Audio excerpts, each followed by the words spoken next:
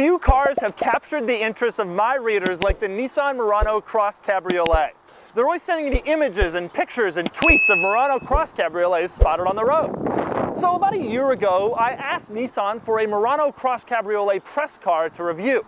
And they told me they didn't have any, which I kind of thought was PR speak for, we don't want you to make fun of our car.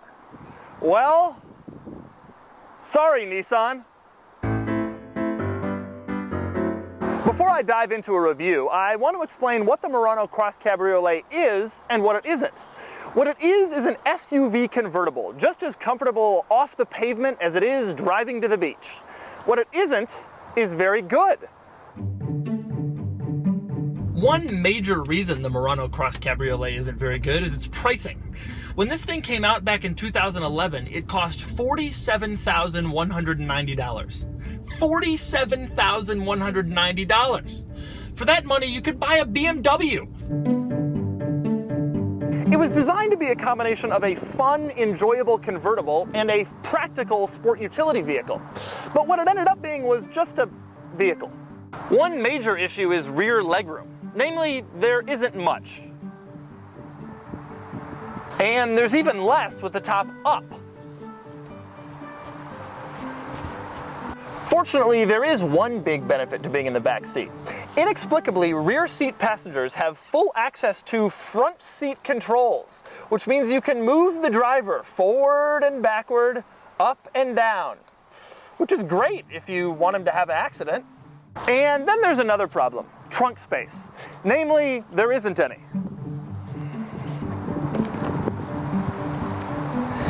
I mean, yeah, sure, there's some, but not enough for 4 adults on a weekend getaway. Maybe just enough for a personal effect, like a phone charger.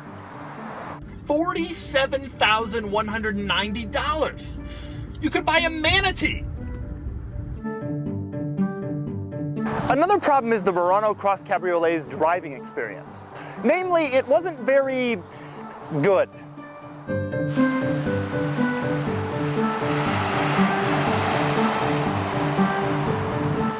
Here's the problem. You buy a convertible because you want it to be cool and exciting and fun to drive. But the Murano Cross Cabriolet added 250 pounds to the standard Murano, which wasn't exactly a speed demon.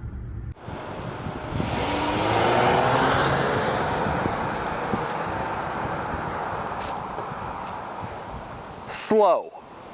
And then there's the issue of handling. The Murano Cross Cabriolet is a bit ponderous, which is to say that you turn the wheel and the Murano Cross Cabriolet ponders where it's going to go.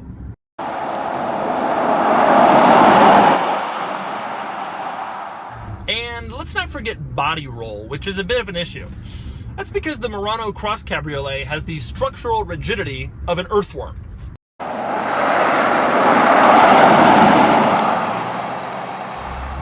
Structural rigidity is so bad that the windshield shakes when you go over any bump, any rock, any painted road line.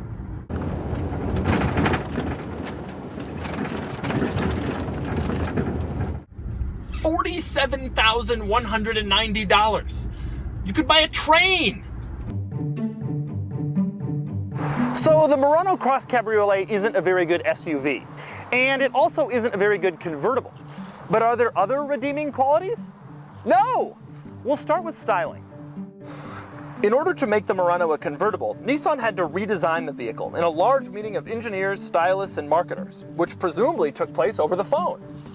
The result is this oddly shaped, strangely proportioned SUVertible, which looks like nothing else on the road. Thankfully, for everyone else on the road. And then there's the issue of the doors. In order to make the Murano into a convertible, Nissan had to remove the 2 rear doors, much like Chrysler did when they made a convertible out of the highly celebrated PT Cruiser. Unfortunately, in doing so, Nissan made the front door 7.9 inches longer than it is on the standard Murano, which makes it a little bit challenging in some situations. Damn it! Damn it!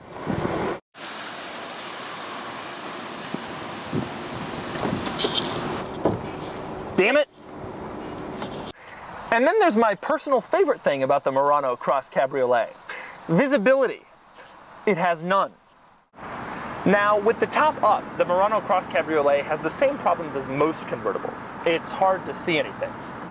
So Nissan decided to fit not one, but two windows in the back to help you. Unfortunately, they don't help. One window points up at the trees, the other up at the sky. Neither window points to traffic. Now, you might think things are a little better with the top down, but you're wrong. Because the Nissan Murano Cross Cabriolet is an SUV convertible, the rear deck is so high that you can barely see anything when you're backing up.